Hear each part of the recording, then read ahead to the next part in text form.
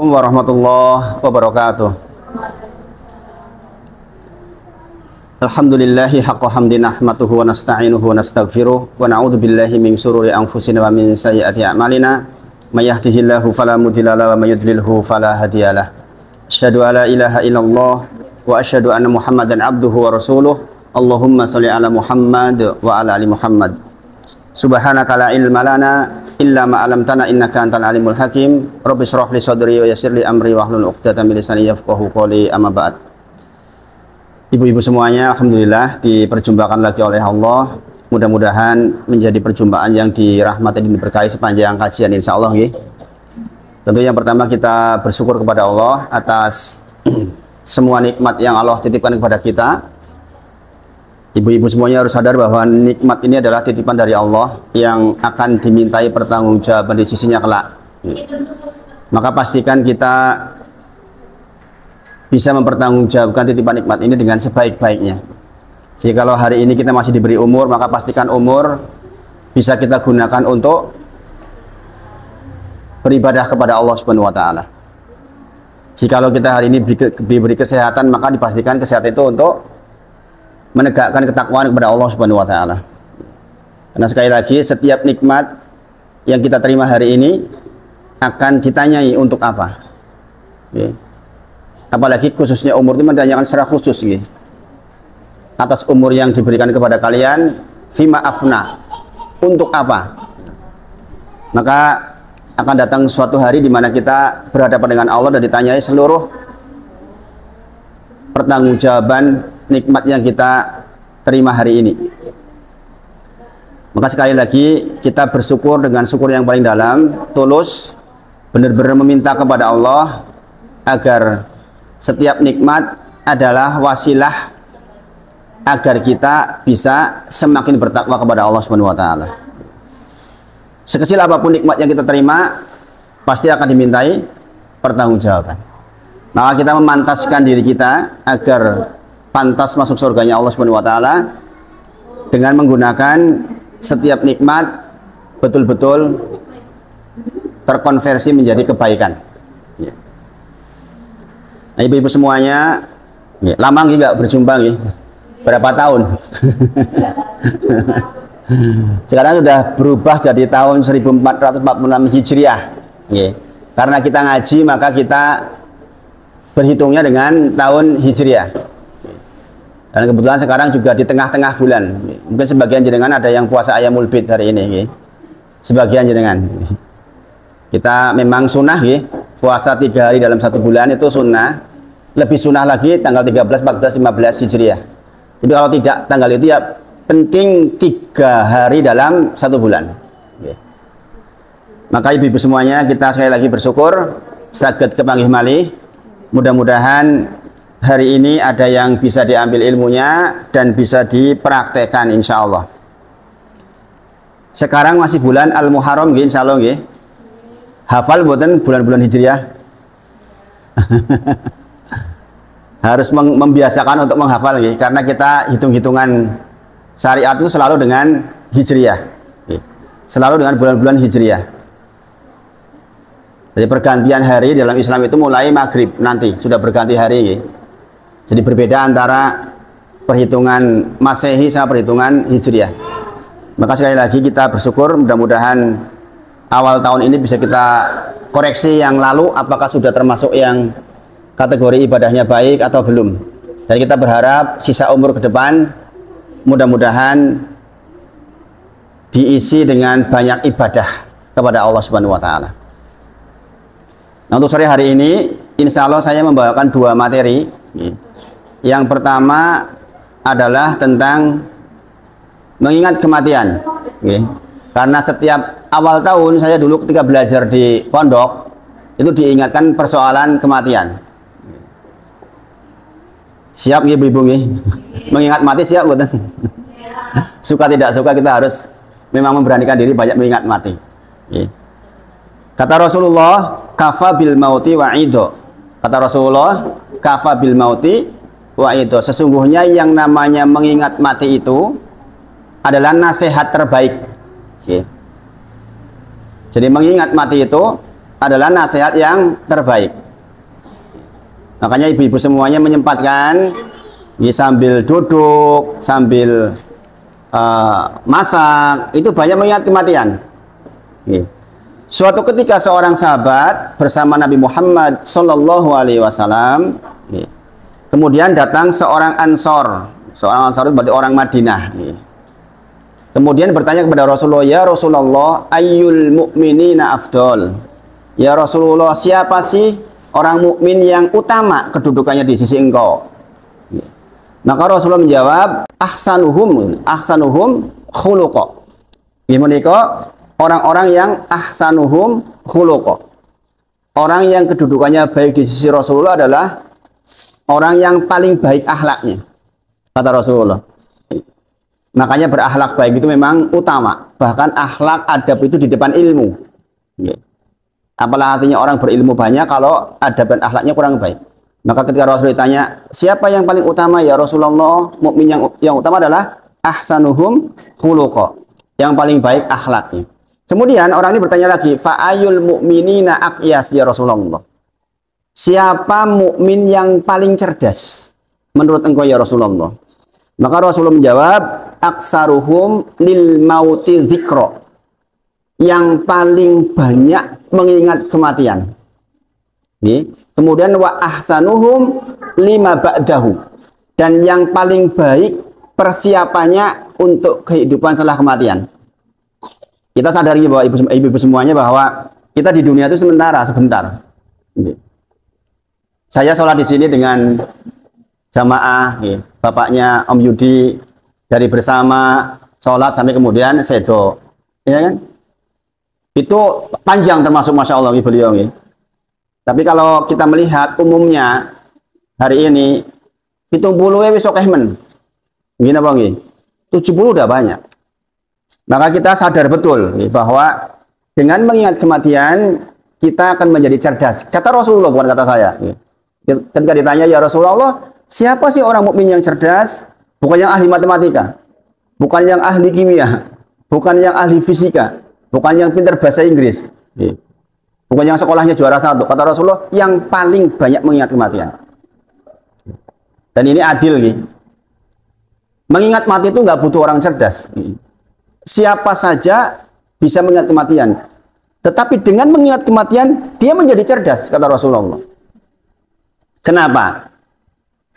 Karena dalam hadis yang lain Rasulullah menyampaikan, disampaikan oleh Rasulullah, aksaru dzikrul maut, memperbanyak mengingat kematian, kata Rasulullah, ukrima bisalas, maka orang itu akan dimuliakan dengan 3 hal. Ya, ingat-ingat betul ini. Ini mumpung awal tahun, koreksi yang sudah lalu kita ke depan diperbaiki sehingga pembelajaran kita bisa efektif. Sekali lagi, aktsaru dzikrul maut, banyaknya mengingat kematian. Jadi nggak lagi masak, lagi ngobrol, lagi ngantar sekolah, banyak ingat mati. Kata Rasulullah, ukrima bisalas, dia akan dimuliakan oleh Allah dengan 3 hal. Yang pertama, takjilu taubat. Orang yang mengingat kematian akan dimuliakan dengan banyak atau cepat bertobat. Gini apa nggih? Nek jenengan tahu bakal meninggal besok, hari ini sampai besok, tobat nggak? Tobat nggak? Tobat, saya yakin. Jenengan akan mengingat dosa-dosa yang lalu, ya Allah, dekmen aku, ya Allah, ya Allah, ya Allah. Jenengan astagfirullah wa atubu ilaih. Jenengan sholat 2 rakaat sholat tobat nih. Sholat tobat 2 rakaat itu ibu-ibu, sholat yang bahkan di waktu terlarang pun boleh.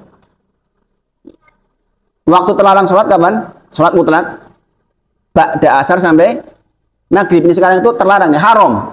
Bagi jenengan yang sudah sholat asar, itu nggak ada sholat sampai maghrib. Sholat mutlak maksudnya, sholat yang nggak ada sebabnya, itu haram, nggak boleh. Demikian juga ba'da subuh sampai syuruk. Kemarin Pak Sinten namanya yang jamaah di sini juga yang sepuh, Pak Sinten, Mangge.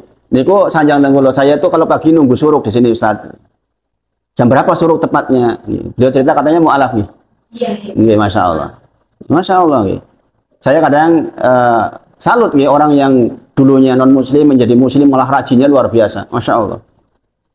Syuruk, jangan tahu sholat syuruk itu sholat 2 rakaat di waktu syuruk, yaitu nunggu dari subuh sampai waktu syuruk, nggak keluar dari masjid kecuali ada keperluan, kemudian sholat 2 rakaat, maka pahalanya adalah Seperti umroh dan haji, tammah. Seperti umroh dan haji, sempurna. Begitu. Masya Allah, ya. Masya Allah. Maka sekali waktu menyempatkan. Ya. Apalagi di perumahan sini, masjid itu dekat. Ya. Jadi kan bisa sekali waktu pas longgar, misalnya pas hari Sabtu mungkin anak-anak libur, jadi kan saged menyempatkan sholat di masjid, kemudian nunggu waktu suruk, kemudian sholat suruk. Ya, karena pahalanya besar sekali. Ya. Jadi, takjilu tobat, dia akan menyegerakan di dalam bertobat. Jadi sholat tobat itu sholat 2 rakaat yang mengiringi istighfar panjenengan. Jenengan misalnya gini, pada asar kok jenengan merasa berbuat dosa sama suami misalnya, jenengan bentak-bentak suami misalnya, naudzubillah. Atau jenengan melakukan hal yang terkategorikan dosa lah. Kemudian jangan istighfar, ya Allah, aku keliru iki. Ya mengucapkan astagfirullah wa atubu ilaihi. Ya Allah, saya minta ampun kepada Engkau, saya bertobat kepada Engkau. Jangan ambil air wudu, sholat 2 rakaat. Itu pada asar boleh. Pada asar boleh. Pada subuh boleh. Karena ini salah satu sholat yang ada sebabnya, yaitu sebabnya dengan perbuatan dosa. Jangan tahu bahwa ketika orang berbuat dosa itu, maka hukum bertobatnya menjadi wajib. Hukum bertobatnya menjadi wajib. Segera, khawatir belum bertobat meninggal. Maka kita harus banyak-banyak menyempatkan untuk bertobat. Kisah ini dulu sudah saya pernah ceritakan ke jenengan, yang namanya Freddy Budiman itu. Yang menjadi bandar narkoba itu kan luar biasa, jaringannya besar, kemudian sudah di Nusa Kambangan saja masih bisa mengendalikan jaringan narkoba di luar, subhanallah. Tapi begitu tahu divonis mati, mau dieksekusi tanggal sekian, langsung rajin seketika. Jenengan lihat videonya, ada itu di YouTube. Ketika diwawancarai, kenapa kok jenengan sekarang menjadi seperti ini? Pakai gamis, jenggotan, nyunah, kemudian pakai topi, karena tahu 3 bulan lagi mau ditembak. Subhanallah. Itu beruntung itu. Jadi kan baca di internet tuh, kejaksaan yang mengeksekusi, yang nembak dia, itu sampai bersaksi bau wangi setelah ditembak. Karena sudah bertobat. Orang seburuk apapun di masa lalu, jikalau menjelang meninggalnya bertobat kepada Allah, diterima tobatnya, insya Allah husnul khotimah. Beliau itu ketika mau ditembak nggak mau ditutup, mau dibuka aja. Masya Allah. Maka bertobat itu hal yang disyariatkan oleh Allah Subhanahu Wa Taala. Maka orang-orang yang banyak mengingat kematian, dia akan menyegerakan bertobat otomatis. Yakin dengan banyak bertobat, dan itu penting. Ini pekerjaan yang paling tidak disukai oleh iblis, laknatullah alaih. Coba bayangkan, iblis itu menggoda manusia sampai terjerumus. Goda manusia sampai berbuat dosa. Jenengan lagi anteng-anteng dijak ngobrol, diipit-ipiti sama iblis sampai jenengan hibah misalnya, dosa itu. Ya kan? Atau jenengan naudzubillah jadi pegawai. Ini kesaksian loh, ini yang di dunia kesehatan siapa nih? Saya adik-adik saya itu ada yang di dunia kesehatan, itu beliau cerita kan. Di dunia kesehatan Masya Allah rezekinya Masya Allah lancar. Apalagi kalau bidan di desa itu kan Masya Allah kayak dokter gitu. Adik saya bulan bidan gitu. Dia cerita, teman saya seangkatan Mas, itu 5-5-nya minta cerai sama suaminya, gara-gara sudah mandiri, sudah punya mobil sendiri, bisa beli rumah sendiri, penghasilan suaminya lebih kecil. Hati-hati sama setan itu, supaya memberontak sama suami dan minta cerai. Subhanallah. Adik saya alhamdulillah selamat nih. Beliau malahan termasuk banyak ngaji sehingga sama suaminya hormat betul. Masya Allah. Boso, orang Cilacap loh. Kalau di Jogja saja istri boso sama suami saya nggak heran, tapi di Cilacap loh, pakai kromo inggil ke suaminya. Saya juga salut betul. Padahal penghasilan lebih besar, suaminya cuma guru, tapi hormatnya kepada suami Masya Allah. Karena ngaji, takut berbuat dosa. Tapi kalaupun terlanjur berbuat dosa, kemudian bertobat, diampuni sama Allah. Diampuni. Makanya menyegerakan bertobat itu adalah kemuliaan. Yang kedua, orang yang banyak mengingat kematian, maka dia akan semangat di dalam ibadah. Itu kemuliaan. Arep pora semangat itu tiba-tiba jadi punya energi semangat. Arep tangi wengi rasa-rasane kalau jangan ingat mati, ojo-ojo engko jam 7 esuk mati, jenengan yakin langsung bangun, langsung sholat. Karena tahu kita hadapan. Padahal kita tahu Bapak Ibu semuanya, kita kan nggak tahu jadwal kematian kita kapan. Di dalam Quran surah Luqman ayat 34 disebutkan bahwa tidak ada orang yang tahu bi ayyi ardit tamut, dengan apa dia mati dan di mana, kapan, itu nggak ada yang tahu. Dirahasiakan oleh Allah supaya jenengan siap terus, maksudnya supaya jenengan siap terus, supaya jenengan ibadah terus, sehingga ketika meninggal dalam kondisi ibadah kepada Allah Subhanahu wa taala. Itu kemuliaan. Keadaan seperti itu jenengan semangat ibadah, itu adalah kemuliaan dari Allah Subhanahu wa taala. Enggak semua orang diberi seperti itu. Ada orang yang malas-malasan, angko lah, salat yongko, apa yongko itu. Yang ketiga, orang yang aksaru dzikrul maut, banyak mengingat kematian, maka dia akan ridho bil qalil, yaitu ridho dengan yang sedikit. Ridho dengan yang sedikit. Orang enggak ridho dengan yang sedikit itu sebab rumong soalnya ki uripe sih dowo. Pengen punya rumah bagus, kendaraan bagus, macam-macam, karena dia mengira panjang umurnya. Tapi kalau dia mengira pendek umurnya, dia tuh ridho dengan yang sedikit. Dia punya uang banyak juga untuk bersedekah, untuk membantu orang lain. Oh, kisah-kisah seperti ini Masya Allah banyak. Masya Allah. Masya Allah, kisah-kisah kebaikan-kebaikan seperti itu banyak. Dan biasanya adalah orang-orang yang sudah purun ngaji sing tenanan itu pasti merubah sikap. Jadi sekali lagi, orang yang banyak mengingat kematian, dia akan ridho dengan yang sedikit, karena dia nggak butuh banyak. Kebanyakan kita kadang-kadang kan mengukur dari nasab kita. Dek ben mbahku 70 tahun, ibuku dek ben 75 tahun, paling aku kira-kira ya sak mono lah. Jangan saya piro 50, oh selama tahun jisui kok tebet engko lah. Nah, ini masalah. Makanya sebaliknya, waman nasya dzikrul maut, barang siapa yang banyak lupa mengingat kematian, utuliya bisalas, maka Allah akan hinakan dia dengan 3 hal.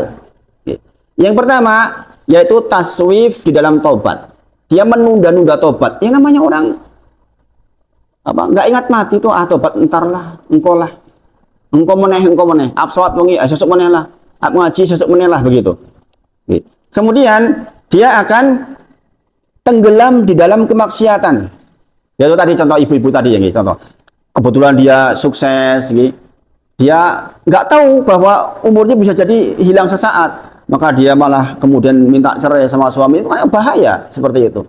Coba kalau dia ingat mati, nggak akan seperti itu. Nggak akan seperti itu, walaupun dia merasa kuat. Ini ibu-ibu diingatkan, kadang-kadang ibu-ibu ini ya tidak semua seperti itu juga. Kadang-kadang punya kedudukan lebih tinggi, akhirnya malah suaminya nggak dihargai. Saya itu ngomong seperti ini itu karena rumah saya begini nih, banyak yang datang orang mengeluh seperti itu. Suaminya dokter, Masya Allah, kedudukannya tinggi gitu. Istrinya, mohon maaf, istrinya dokter, kedudukannya tinggi. Suaminya kontraktor. Namanya kontraktor kadang ada penghasilan, kadang tidak. Kadang kalau lagi ada proyek ya dapat penghasilan, kalau enggak ya enggak. Itu subhanallah, sampai nangis-nangis di rumah itu. Padahal ini orang-orang yang terdidik, dokter, kan orang hebat seharusnya gitu. Tapi sekali lagi, karena mungkin tidak banyak mengingat kematian sehingga dia tenggelam di dalam kemaksiatan. Naudzubillah, berselingkuh, subhanallah. Padahal kedudukannya tinggi, kemudian penghasilannya besar, subhanallah. Kemudian orang yang tidak banyak mengingat kematian, maka dia tidak ridho dengan yang sedikit. Namanya orang nggak banyak mengingat mati itu, rencananya tuh jauh banget, ibu-ibu, angan-angannya tuh jauh, sehingga meningkatnya rezekinya dia, meningkatnya rezekinya dia tidak meningkat sedekahnya dia. Banyak ibu-ibu orang yang ketika tidak punya itu malah justru rajin sedekah, begitu meningkat penghasilannya itu malah justru nggak rajin sedekah. Kenapa? Karena ketika dia penghasilan nggak banyak itu cukup pakai motor biasa. Begitu penghasilan meningkat, ketok harus pakai mobil, harus rumahnya bagus, sehingga uang yang didapat untuk ditabung. Ini kan mau saya tabung untuk nabung, tentu saja boleh. Tapi kalau nabungnya dia membuat dia menjadi jumlah sedekahnya berkurang, ya itu keliru secara syariat. Kalau ternyata tiba-tiba meninggal bagaimana? Maka sekali lagi ibu-ibu semuanya, saya ingatkan di awal tahun, mumpung masih awal-awal tahun, yuk banyak mengingat mati supaya kita menjadi cerdas, kata Rasulullah SAW. Kemudian ibu-ibu semuanya, kematian itu sendiri adalah makhluknya Allah Sebagaimana Allah menciptakan jenengan manusia, menciptakan gunung, menciptakan laut. Allah itu menciptakan kematian, menciptakan kehidupan. Jadi kematian, ibu-ibu, itu adalah makhluknya Allah yang bisa diperintah oleh Allah. Jadi dengan apal mungkin suratnya nih. Tabarakalladzi biyadihil mulku wa huwa ala kulli syai'in qadir. Alladzi khalaqal mauta wal hayata liyabluwakum ayyukum ahsanu amala. Yang tahu nggih? Alladzi khalaqal mauta wal hayata liyabluwakum ayyukum ahsanu amala. Dialah Allah yang telah menciptakan kematian dan kehidupan agar Allah bisa menguji siapa di antara panjenengan yang paling baik amalnya. Jadi dengan dikasih kehidupan ini supaya beramal baik, nanti akan mati. Pasti mati. Pasti mati. Nah, rentang kehidupan yang Allah berikan pada jenengan nanti diukur siapa yang paling baik amalnya. Itu tujuan jenengan diciptakan, ibu-ibu semuanya. Bukan yang lain-lain. Kita sibuk macam-macam, harus terkategorikan amal soleh. Silahkan, sebagian kita mungkin kaya, sebagian kita mungkin tidak kaya, sebagian kita mungkin kedudukannya tinggi, sebagian tidak. Masing-masingnya itu sebenarnya akan dilihat amal solehnya. Nanti, ibu-ibu semuanya, di yaumil akhir nanti, jadi nggak tahu ya, di yaumil akhir nanti orang akan dipisahkan. Siapa yang masuk surga, siapa yang masuk neraka. Siapa yang masuk surga, ning mampir neraka dulu. Itu ada seperti itu. Maka orang-orang di surga itu diberi hak untuk memberikan syafaat kepada muslim yang lain, mukmin yang lain. Mereka mengatakan kepada Allah, ya Allah, dulu si fulanah itu loh, teman saya ngaji. Kok sekarang nggak ada di sini? Bolehkah saya mengambil dia di neraka jahanam? Sama Allah diizinkan, ibu-ibu semuanya. Kata Allah, cari di antara mereka yang imannya sekeping dirham. Dirham itu kayak uang logam itu. Nek nengatine ono iman sithik wae, sak bunderan koin niku, ambil. Temenmu yang dulu ngaji, ambil. Kemudian sudah selesai, yang seperti itu sudah keambil semuanya. Minta lagi, ya Allah, masih ada teman saya yang lain, ya Allah. Pilih lagi yang separuh keping dirham. Ada iman sedikit, yang sekarang masih di neraka, ambil lagi, ambil. Itu namanya syafaat kaum muslim. Makanya penting berkomunitas ngaji dengan orang-orang soleh, berteman dengan orang soleh itu penting, ibu-ibu. Penting. Karena dia akan bisa jadi dia akan menolong kita nanti di sana. Nah, ketika semuanya sudah, seluruh penduduk yang harusnya ke surga sudah ke surga semua, dan seluruh penduduk yang di neraka sudah di neraka semua, nggak ada lagi yang pindah maksudnya. Maka Allah datangkan kematian. Yu'ta bil mauti ala hayati al-qab. Jadi gini, ibu-ibu semuanya. Misalnya nih, saya kasih gambaran. Ini surga, ini neraka. Maka yukta, Allah akan datangkan kematian dalam bentuk domba. Sekali lagi tadi saya katakan, mati adalah makhluknya Allah. Sebagaimana jenengan, sebagaimana kita makhluknya Allah. Kematian itu adalah makhluknya Allah. Maka kematian itu dibentuk dalam bentuk domba. Diletakkan di tengah-tengah antara neraka dan surga, kemudian disembelih oleh Allah. Kematian disembelih. Berarti bar kuwi mboten enten kematian malih, paham nggih maksudnya nggih? Mati wis dipateni, paham nggih? Paham nggih? Jadi bar niku mboten enten mati malih. Makanya di dalam Al-Qur'an sering disebutkan hum fiha khalidun. Dia di surga selama-lamanya. Itu maksudnya itu. Orang yang keliru di neraka jahanam selama-lamanya. Bar niku mboten enten lagi pindah-pindah. Sudah yang di neraka jahanam selama-lamanya, yang di surga selama-lamanya. Maka dikatakan, ya ahlal jannah khuludun la mauta fih. Wahai penduduk surga, sudah nggak ada kematian setelah ini, kau hidup terus. Maka mereka berbahagia dengan seluruh nikmatnya. Demikian juga penduduk neraka, ya ahlan nar. Wahai penduduk neraka, khuludun la mauta fih. Wahai penduduk neraka, sudah nggak ada kematian lagi. Kamu hidup selamanya. Padahal yang paling diharapkan oleh penduduk neraka jahanam apa? Mati. Ben ora loro maksudnya, paham nggih? Kan disiksa di neraka jahanam. Sehingga dia pengen mati, tapi nggak ada kematian setelah itu. Sebaliknya penduduk surga hidup terus, senang terus. Ibu-ibu semuanya, coba jangan bayangkan situasi waktu itu. Saya ajak jangan membayangkan situasi waktu itu.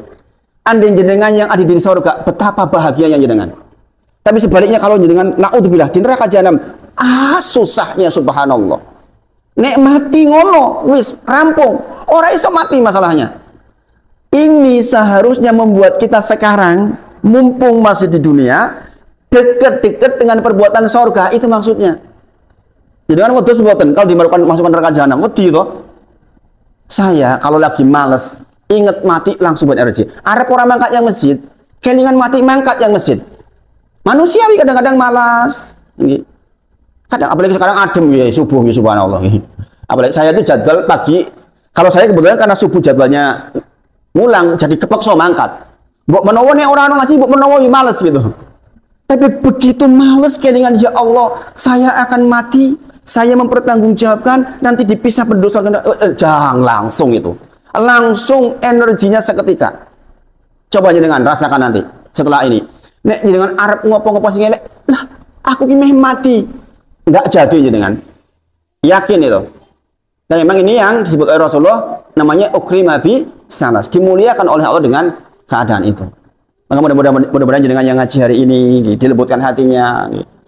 Bilang sama suami-suami suruh ngeramein masjid. Saya kesini loh hampir tiap hari. Bilang suami-suami dibilangin. Eman-eman kalau nggak berangkat. Ya namanya bilang itu tidak harus langsung mau. Namanya kadang-kadang ya lebih ngaji pimpin doa kayak tadi ustazah ngondoni aku. Yo ben, pokoknya ngondoni wae. Dan tidak harus menekan juga. Namanya ngondoni itu baik-baik saja. Ngelink itu kadang-kadang klik itu butuh waktu. Nek orang lagi klik ya dilink ya malah kadang-kadang so alah iki ngopo. Bisa jadi seperti itu. Tapi ngelingke itu harus terus. Tugas kita itu cuma ngelingke. Nggak ada tugas kita memberi hidayah kepada orang lain. Saya ngomong seperti ini nggak ada urusan saya dengan jadi rajin atau tidak, itu bukan urusan saya, itu urusan Allah. Bahwa saya harus menyampaikan itu ya wajib hukumnya, hukumnya wajib.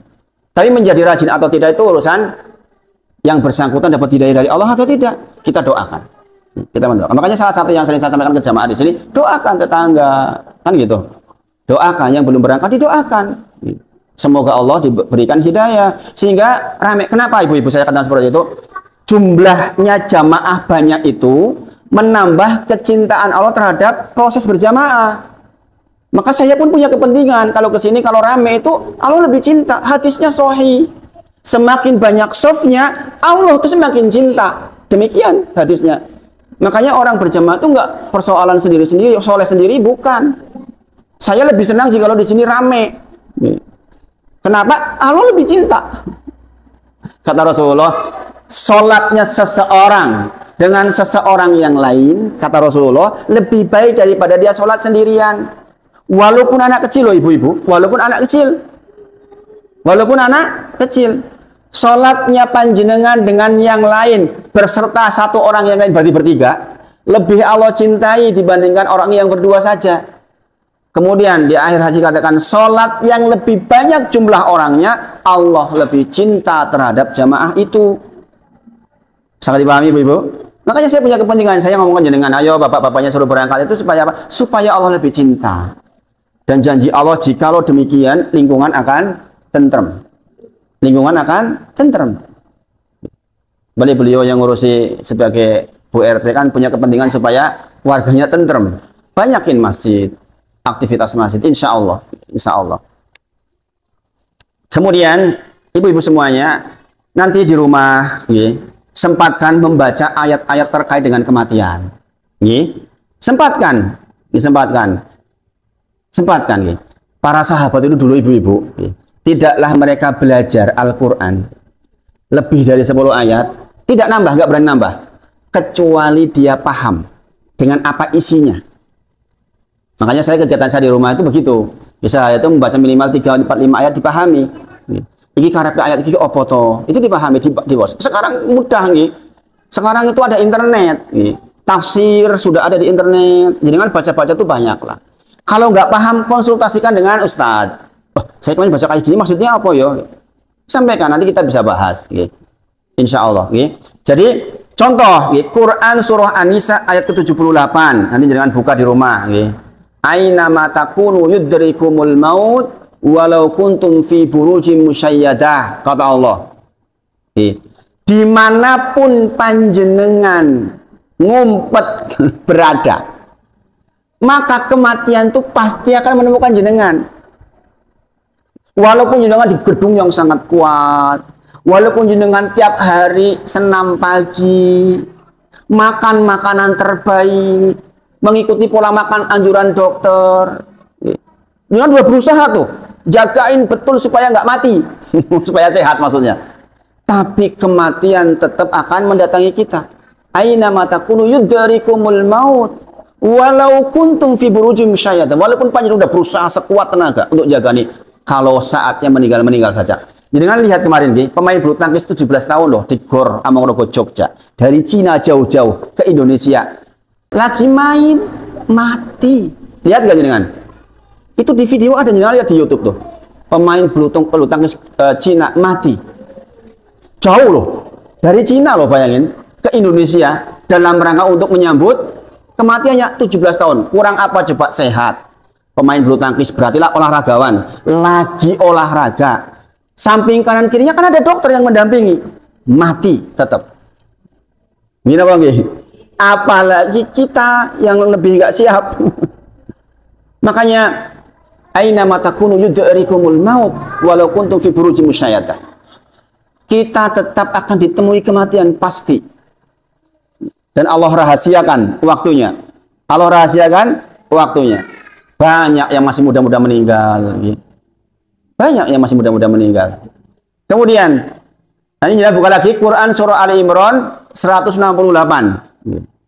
Saya lagi mengajak jenengan untuk cerdas, kata Rasulullah. Karena yang banyak mengingat kematian, cerdas, kata Rasulullah. Menjadi ibu-ibu yang cerdas. Masya Allah. Gimana kok? Quran surah Ali Imran 168. Alladzina, orang-orang yang qalu, berkata li ikhwanihim, kepada saudaranya, waqa'atu, sementara dia sedang duduk-duduk. Ngatan ini ibu-ibu semuanya. Ayat ini bercerita tentang orang yang sedang jihad fisabilillah, berperang. Kemudian meninggal. Orang yang berperang ini meninggal. Maka saudaranya mengatakan alladzina qalu li ikhwanihim, orang-orang yang mengatakan kepada saudara-saudaranya, kepada mereka yang sudah mati maksudnya. Lau atau una makutilu, seandainya mereka nggak berangkat perang, yakin nggak mati. Jadi begitu perkataannya. Coba mereka tuh nggak berangkat perang, paling-paling orang mati. Maka kemudian Allah berfirman, kul, katakan kepada mereka itu, katakan, fadru'u an anfusikumul maut in kuntum shadiqin. Katakan tuh kepada orang yang mengatakan ini orang perang, mesti ke orang mati. Katakan kepada mereka, nanti kalau maut datang ke dia, bisa nggak dia cegah, menolak? Datang malakul maut, moh aku harap mundur, raiso. Nggak bisa. Walaupun tidak berperang, maka tetap akan mati. Maka dikatakan, sholat, tidak sholat, tetap mati. Tahajud, boten tahajud, tetap mati. Berbuat baik atau berbuat buruk, tetap mati. Sekali paham ini? Maka pilihan kita berbuat baik, ibu-ibu. Ya podo-podo mati. Olahraga dan tidak olahraga, tetap mati. Yang menyempatkan olahraga. Maka pastikan kita tuh sadar terus tuh. Sadar bahwa kematian itu bisa datang sewaktu-waktu. Di dalam Quran surah Al-Luqman ayat ke-34 dikatakan tentang innallaha indahu ilmu sa'ah. Sesungguhnya di sisi Allah lah ilmu tentang kiamat. Kiamat ada dua, kiamat besar, kiamat kecil. Kiamat kecil buat kita adalah ya kematian kita sendiri. Begitu mati ya selesai sudah. Kemudian dikatakan wa ma tadri nafsum madza taksibu ghadan. Setiap kita ibu-ibu, kata Allah, enggak ngerti dengan pasti besok itu mau mengerjakan apa. Enggak ada yang tahu. Jenengan boleh punya rencana, besok saya mau ke Kasihan. Pasti bisakah ke sana? Belum tentu.